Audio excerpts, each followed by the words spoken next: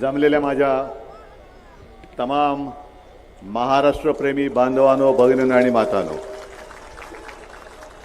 आहोत ना रे सगळे आपण महाराष्ट्रप्रेमी, हो की नाही? जरा जोरात बोला. मला कल्पना आहे की जरा दुपारची वेळ झाले, जेवणा खाण्याचा काय पत्ता नाहीये आणि आपण म्हणजे काय मिंदे नाहीत. जेवणाची सोय केले, सगळी खाण्यापिण्याची सोय केले, लोक जमतात त्यांच्याकडे, जेवतात बिवतात मस्त आणि त्यांचं रेखणं सुरू झालं का निघून जातात. पण इथे माझ्याकडे तसा एकही माणूस नाहीये, सगळेजण आपणहून आलेत. एकनाथराव तुम्ही बोलू दो तुम्हाला, सगळे आपणहून आलेले आहेत.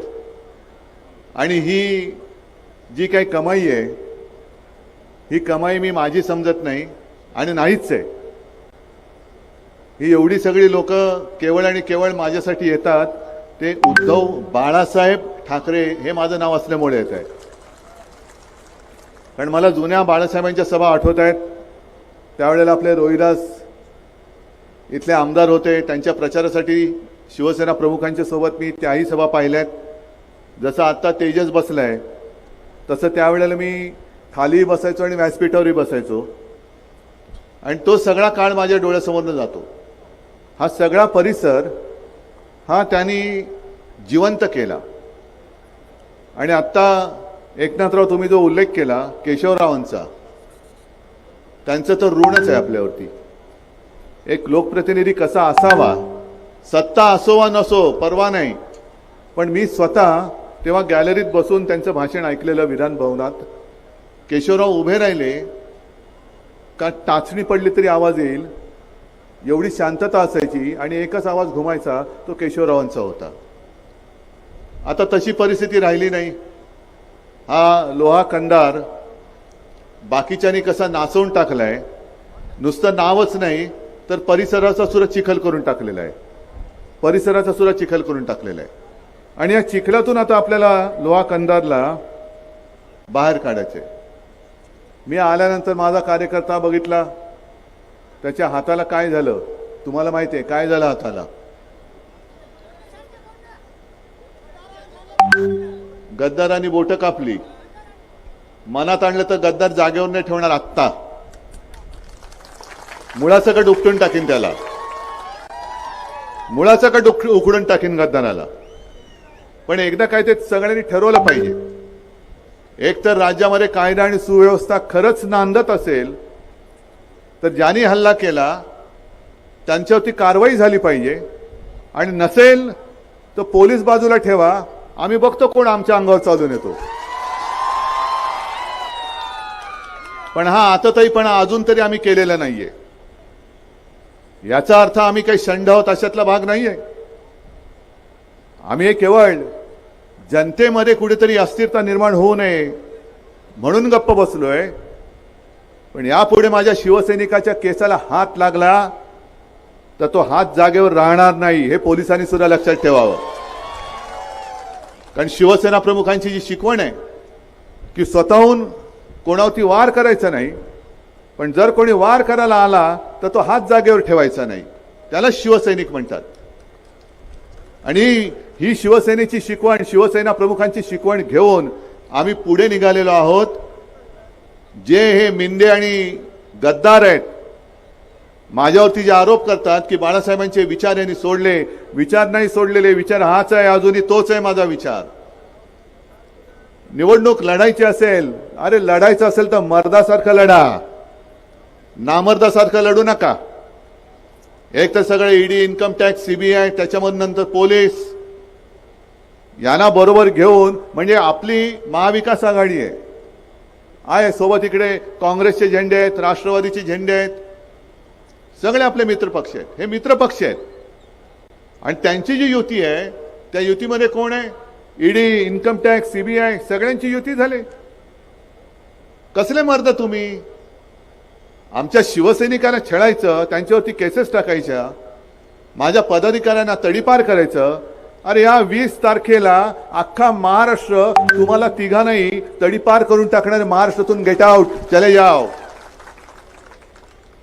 या तडीपाऱ्या नुसत्या माझ्या कार्यकर्त्यांवरती लावू नका.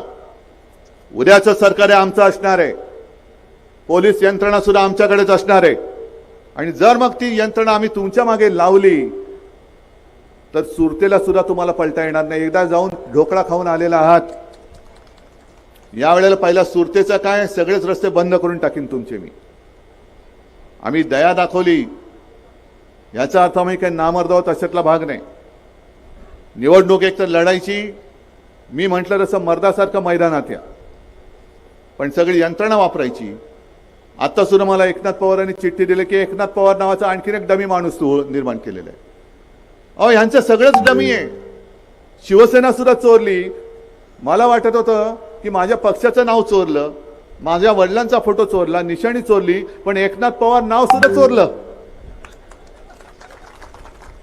आणि या चोरांच्या हातामध्ये तुम्ही तुमचं आयुष्य देणार आहात, गद्दारांच्या हातात देणार आहात, भ्रष्टाचारांच्या हातात देणार आहात.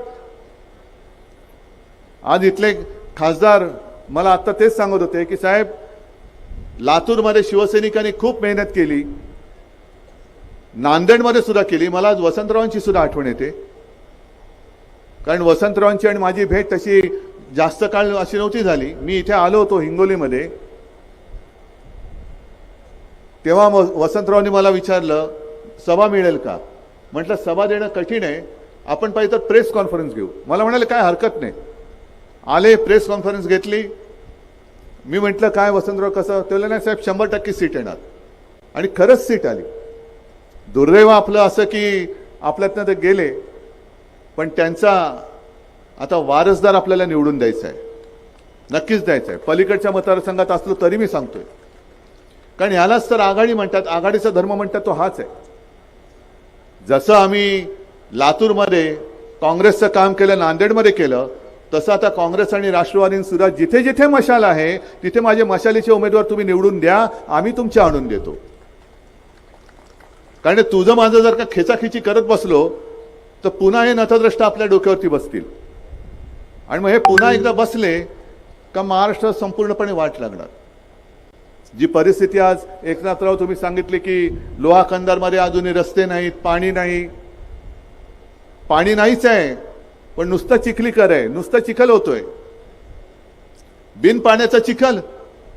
अरे पाणी दे ना पहिल्यांदी, नाही तर तुझ्या आता आयुष्याचा चिखल करतो आम्ही, तुझ्या आयुष्याचा करतो. एकदा तर पाडलाच आहे, म्हणजे ही आता पडझड सुरू झाली त्यांची. आता जिथे उभे राहतील तिकडे त्यांना पाडा.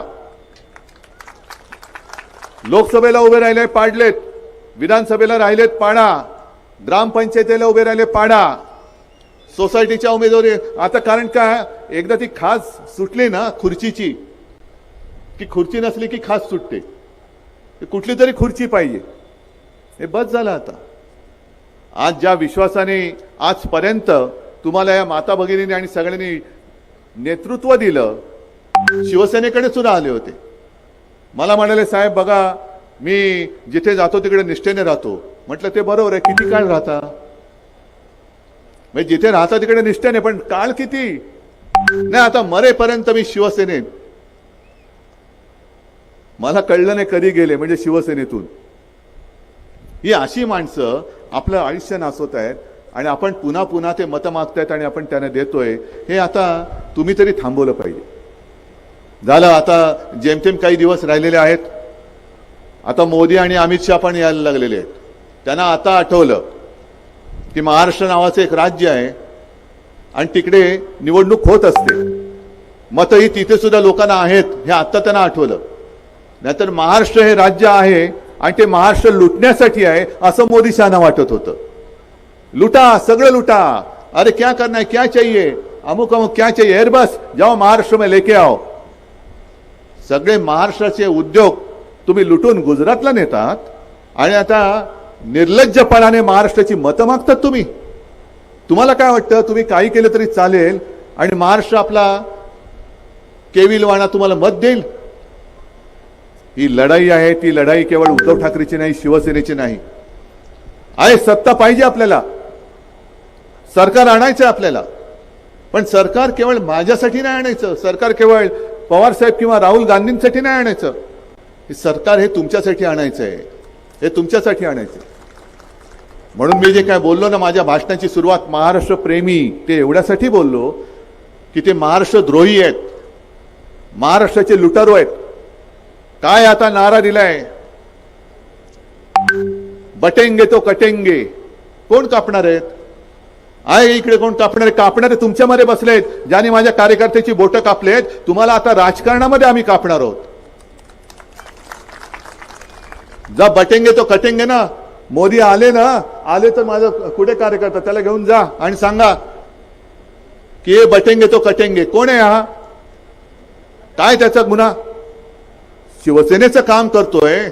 अरे टाकली तुमच्या विरुद्ध पोस्ट का मी उघडपणाने बोलतो. हा बघा आहे ना, तू काळजी करू नको, याचा बदला मी घेणार, याचा बदला मी घेणार. ठीक आहे बस. कोणाला शिकवता बटेंगे तो कटेंगे? एक तर तुमचा पक्ष फुटत चाललेला आहे. आजपर्यंत कधीही भाजपामध्ये अशी पोलादी पकड होती, अरे अमित भाई बैठेला छे, नरेंद्र भाई छे. आता सगळे म्हणतात छे छे, यांचं काय चालणार नाही. आणि एकनाथ पवार सुद्धा पहिले भारतीय जनता पक्षात होते, 2-1 वर्षापूर्वी आपल्या शिवसेनेत आले. म्हटलं का हो एकनाथराव, तिकडे चांगली सत्ता वगैरे आहे, ती का सोडून माझ्याकडे येत आहे? माझ्याकडे तर काहीच नाहीये, काळोख आहे माझ्याकडे. ते म्हणाले काळोख आहे पण हातात मशाल आहे ना, हातात मशाल आहे आणि मी मशालच पकडायला आलोय. कारण खरा काळोख हा भाजपामध्ये आहे, तुमच्याकडे नाहीये. तुमच्याकडे लख सगळे शिवसैनिक आहेत. खरा काळोख हा भाजपामध्ये आहे. कारण आम्ही जे काही कष्ट करून पक्ष वाढवला, आमच्या उरावरती माणसं बसवत आहेत. मग राष्ट्रवादी किंवा RSS राष्ट्रीय स्वयंसेवक संघ, त्यांना सुद्धा मला विचारायचंय की 100 वर्ष तुमच्या त्या संघटनेला झाली, एवढ्यासाठी तुम्ही हा पक्ष वाढवला? काय केलं काय? बरं राजकारण ठेवा बाजूला. यांना आता निवडणुकीच्या तोंडावरती कळायला लागलेलं आहे की शेतकरी आहेत, त्यांना आम्ही कर्जमुक्त करू. इकडे माता भगिनी नावाचा सुद्धा एक काहीतरी प्रकार आहे, त्यांना आपण बहीण मानूया, 1,500 रुपये देऊया. इथे बसलेल्या माता भगिनींना आम्ही सरळ जाहीर सभेत प्रश्न विचारतोय, 1500 रुपयांनी तुमचं घर चालतंय का मला सांगा. बोला ना, तुमचा आवाजच येत नाही. चालत असेल तर हो सांगा, नाही तर सगळ्यांनी सांगा नाही म्हणून. मग आज तुम्हाला 1500 रुपये हे जास्त महत्वाचे आहेत का तुमच्या शिलाचं रक्षण हे जास्त महत्वाचं आहे? महिला सुरक्षा महत्वाची आहे का 1500 रुपये महत्वाचे आहेत? रक्षण पाहिजे ना तुम्हाला. आपण तर आपलं सरकार आल्यानंतर महिलांना 1500 नव्हे 3000 रुपये देणार आहोत. महाराष्ट्रामध्ये जशी पोलीस स्टेशन आहेत जिकडे महिला पुरुष शिपाई पण आहेत, अधिकारी पण आहेत, पण अनेकदा असं होतं का महिला गेल्यानंतर तक्रार नेमकी करायची कोणाकडे आणि ती तक्रार घेतली जात नाही वेळेमध्ये. म्हणून आपण असं ठरवलं की महिला पोलिसांची सुद्धा भरती करणार आहोत आणि महिलांसाठी महिला पोलीस अधिकारी आणि महिला कर्मचारी असलेले स्वतंत्र पोलीस स्टेशन सुद्धा उभारणार आहोत. हे काहीतरी असं बोला ना. शेतकऱ्यांना आम्ही कर्जमुक्त करू. अरे मी करून दाखवलं होतं ना कर्जमुक्त, मिळाली होती की नाही कर्जमुक्ती? आणि जर का यांनी सरकार पाडलं नसतं तर आतापर्यंत मी तुम्हाला दुसऱ्यांदा कर्जमुक्त करून दाखवलं असतं. तेवढी धमक आहे माझ्यामध्ये. कारण यांनी जे सगळे कॉन्ट्रॅक्टरचे खिसे भरण्याचं काम सुरू केले, काय इकडनं तिकडे शक्तीपीठ, शक्ती मार्ग, तिकडनं तिकडे हा मार्ग, मार्गच मार्ग, कॉन्ट्रॅक्टरची दिवाळी आणि जनतेचं दिवाळं. सगळी जी काय कॉन्ट्रॅक्ट काढतायत पण हे विकासाला अडवतायत. विकास विकास विकास म्हणजे काय? बांधला तुमच्या गावामध्ये उड्डाण पूल, झाला विकास? ठीक आहे झाला. आणि त्याच्या पुलाखाली जर तिथल्या गावातला भूमिपुत्र, माझा मग तो युवक असेल किंवा युवती असेल, ती भीक मागायला बसली तर तुमचा विकास काय चाटायचा आहे? उड्डाण पूल काय करायचं आहे? अरे त्याला रोजगार द्या, त्याला नोकरी द्या. मुलगी शिकली, प्रगती झाली आणि 1500 देऊन घरी बसवली, हा विकास? म्हणजे आपण ठरवलेलं आहे, मुलगी असेल किंवा मुलगा असेल, यांना शिक्षणामध्ये भेदभाव करता येणार नाही. तुम्ही घराघरामध्ये जो भेद करतात, जसं तुम्ही मुलींना मोफत शिक्षण देतात तसं मी माझ्या महाराष्ट्रात जन्मलेल्या प्रत्येक मुलाला मोफत शिक्षण देईन. शिकवा ना मुलांना, रोजगार आणा. सगळं जे काय तुम्ही गुजरातला नेतात, अरे मी मुख्यमंत्री असताना का जात नव्हतं रे गुजरातमध्ये? एक तरी उद्योग गेला होता गुजरातमध्ये? कारण हिंमत नव्हती यांची. अगदी भाजपची काय मोदी शहांची सुद्धा महाराष्ट्राकडे वाकड्या नजरेने बघण्याची हिंमत नव्हती. हे मी अभिमानाने आज सांगतो तुम्हाला. मग करायचं काय? होणार कसं? महाराष्ट्र पुढे चाललाय, औद्योगिक क्षेत्रात महाराष्ट्र पुढे चाललाय. कोरोनाच्या काळामध्ये सुद्धा महाविकास आघाडी सरकारने 6.5 लाख कोटींचे सामंजस्य करार करून महाराष्ट्रात उद्योग आणत होतो. एक टाटा एअरबस आपण आणत होतो विदर्भात, बल्क पार्क आणत होतो, त्याच्यानंतर मेडिकल डिव्हाइस पार्क आणत होतो. सगळीकडे विदर्भात काही आणत होतो, मराठवाड्यात काही आणत होतो, संभाजीनगरला काही आणत होतो, रायगडमध्ये काही आणत होतो. सगळीकडचे उद्योग यांनी थांबवले आणि पळवले गुजरातकडे. आणि आरोप माझ्यावरती करता तुम्ही, विकास यांनी थांबवला, विकास थांबवला. तुम्ही माझ्या तरुणांची रोजीरोटी थांबवलेली आहे. आणि आता येतात हे यांच्याकडे दुसरे मुद्दे नाहीच आहेत. मी काल अमित शहा आले आणि अमित शहा बोलून गेले, परत तेच. अमित शहाजी तुम्हाला उत्तर मी दिलंय. लोकसभा निवडणुकीच्या प्रचारात जे बोलत होते की उद्धव ठाकरेंना, आदित्य ठाकरेंना मुख्यमंत्री करायचंय आणि शरद पवारांना, सुप्रियाला मुख्यमंत्री करायचंय. मग ठीक आहे अमित शहा, तुम्ही हृदय तर नाहीच आहे तुम्हाला. ज्याला कशाला मानता त्याच्यावरती हात ठेवून सांगता का की तुमच्या मनामध्ये कुठेतरी पंतप्रधान होण्याची इच्छा नाहीये म्हणून सांगताय? आणि तुम्ही शपथ घेऊन सांगा की कोणी किती जबरदस्ती केली तरी मी पंतप्रधान होणार नाही. बरं, हा तर पुढचा भाग झाला, पण पहिला त्या जय शहाला त्या क्रिकेट बोर्डावरनं खाली उतरवा. क्रिकेट बोर्डाच्या अध्यक्षपदी तो बसला होता ना यांचा पोरगा जय शहा. त्यांनी काही विराट कोहलीचा विक्रम मोडलाय? सगळ्यात जास्त विकेट त्यांनी काढल्यात. मग तो जसा तुमचा बसलाय एका फोनवरनं, काय कर्तृत्व काय? त्याच्यापेक्षा माझा गावातला तरुण जास्त चांगला क्रिकेट खेळतो. माझं आव्हान आहे जय शहानी इकडे लोहा कंदारला यावं आणि माझ्या या कोणत्याही तरुणाबरोबर त्यांनी बॉलिंग फेस करून दाखवावी किंवा इथल्या बॅट्समनची त्यांनी विकेट काढून दाखवायची. आहे तयार? आव्हान स्वीकारताय? माझं जाहीर आव्हान आहे. बाकी तर विराट कोहली वगैरे सोडून द्या, पण माझ्या साध्या इथल्या गावकऱ्याही तरुणाबरोबर त्यांनी क्रिकेट खेळून दाखवावं. तर मी मानेन की अरे हा केवळ मुंबई केवळ भारताचंच नाही तर जगाचंच नाही, आणखीन पृथ्वीवर शिवाय गुरु बुध शुक्र आणखीन कुठे कुठे क्रिकेट क्लब असतील त्याचा सगळ्याचा अध्यक्ष जय शहाला करा. चला, तयारी माझी. पण स्वतःचं ठेवायचं झाकून आणि आमचं पाहायचं वाकून. अमित शहाजी जरा मुद्द्याचं बोला, कामाचं बोला. काय तुम्ही आजपर्यंत 10 वर्षामध्ये थापांशिवाय दिलेलं काय? मोदी काल आले होते धुळ्यामध्ये, चांगली सुरुवात केली कारण महाराष्ट्र त्यांना धुळच चालणार आहे यावेळेला, म्हणून धुळ्यातून सुरुवात केली. आणि त्यांनी आपल्यावर टीका केली की महाविकास आघाडीच्या गाडीला चाकं पण नाहीत आणि ब्रेक पण नाहीयेत. मोदीजी, आमचं सोडून द्या. आमच्याकडे काय काय आणि काय काय नाही हे जनता ठरवेल. हेच आमचं सगळं काही आहे. ही माझी जनता, हेच माझं सगळं काही आहे. पण मोदीजी, तुमच्या गाडीला भ्रष्टाचारांची जी काही चाकं लागलेत ती पहिली बघा. अजित पवार बसवलाय, आपल्या बाजूचे घेतलेत, आणखीन कोण कोण घेतलेत, ज्यांच्यावरती सर्व भ्रष्टाचाराचे आरोप केले ते सगळे भ्रष्टाचारी प्रफुल्ल पटेल सह जो दाऊदच्या माणसाबरोबर ज्यांनी व्यवहार केला हे मोदीजीच बोलले होते. इक्बाल मिर्ची बरोबर. तो तुमच्याकडे आल्यानंतर मिरची गोड झाली. आमच्याकडे होते तर मिरचीचा ठसका लागत होता. आणि प्रफुल्ल पटेल भाजप सोबत गेले तर मिरची गोड झाली लगेच. काय मिरचीचं काय मोरंबा करताय तुम्ही? म्हणजे आमच्याकडे आहेत ते सगळे भ्रष्ट, आमच्याकडे आहेत ते सगळे गुंड, पण तुमच्याकडे आले तर मात्र सगळे साधू संत झाले. आणि आज मी तुम्हाला सगळ्यांना सांगतोय, तुम्ही सुद्धा लोहा कंदार मतदारसंघ आणि त्याच्यानंतर पूर्ण महाराष्ट्रातला मतदारसंघ बघा. भारतीय जनता पक्षाच्या आणि मिंद्याच्या काय आणखीन कोणाच्या सगळ्यांच्या पोस्टरवरती हिंदू हृदय सम्राट शिवसेना प्रमुख बाळासाहेब ठाकरेंचा फोटो आहे की नाही बघा.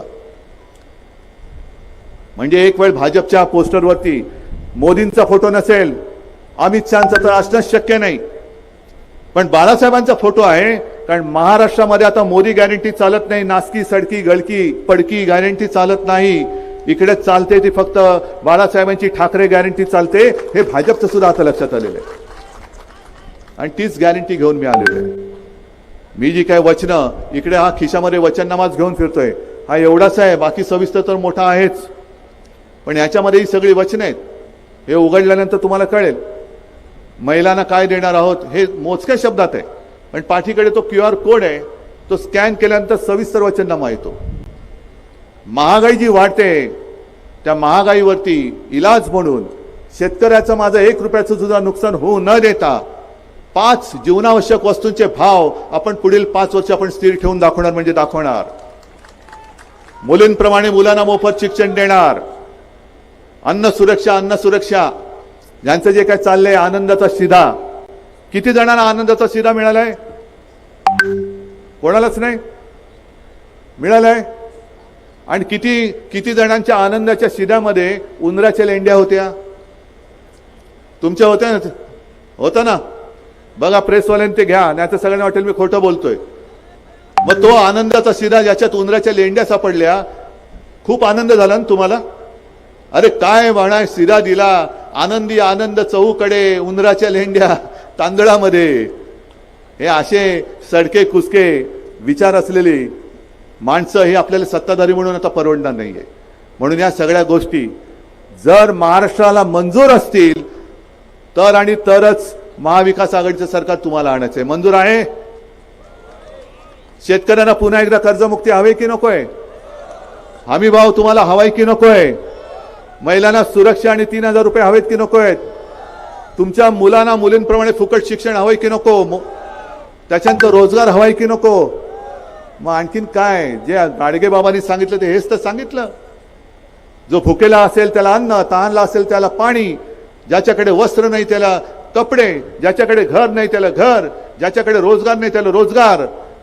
हीच तर दशसूत्री जी आहे, तीच तर आपल्या आयुष्याची एक महत्वाची, मी तर म्हणेन महत्वाचा मंत्र आहे. आणि तो पूर्ण करण्यासाठी मला तुमच्या सगळ्यांची साथ पाहिजे, तुमच्या सगळ्यांचा आशीर्वाद पाहिजे. मी आज तुमच्या न्यायालयामध्ये न्याय मागण्यासाठी आलेलो आहे. न्यायमूर्ती आपले रिटायर झाले, लोकशाही मेली तरी चालेल, पण मी निवृत्त झालो, सुटलो बाबा एकदाचा. अरे कसले तुम्ही तिकडे बसला होतात? साधा आपल्या देशातली लोकशाही तुमच्याकडे वाट बघत होती, माझा जीव वाचवा टाहो फोडत होती. त्या लोकशाहीला तुम्ही वाचवण्याचं धाडस करू शकला नाहीत. ठीक आहे, तुमचं जे काय आहे संचित ते तुमच्याकडे, पण आज मी आता जनतेच्या न्यायालयात आलेलो आहे आणि मला न्याय पाहिजे. त्यांनी 2 वर्ष काढली, 2.5 वर्ष काढली, तारीख पे तारीख. हे जे न्यायालय हे तारीख पे तारीख देत नाही, एका फटक्यामध्ये सोक्षमोक्ष करतं. आणि मला खात्री आहे 2.5 वर्ष जी यांनी गद्दारी केली ती केवळ माझ्याशी नाही, शिवसेनेशी नाही, तर तुमच्या बरोबर केलेली गद्दारी. आणि त्या गद्दारीचा सूड तुम्ही येत्या 20 तारखेला उगवल्याशिवाय राहणार नाही. आणि आपली निशाणी कोणती? जोरात नक्की. मग जिथे मशाल असेल तिथे मशाल. आणि बाकी सगळे आपले महाविकास आघाडीचे सुद्धा उमेदवार आहेत. प्रामाणिकपणाने एकमेकाचं काम करा आणि प्रामाणिकपणाने महाविकास आघाडीचं म्हणजे महाराष्ट्राच्या जनतेचं सरकार हे महाराष्ट्राच्या विधिमंडळात पाठवा. धन्यवाद. जय हिंद, जय महाराष्ट्र. धन्यवाद आदरणीय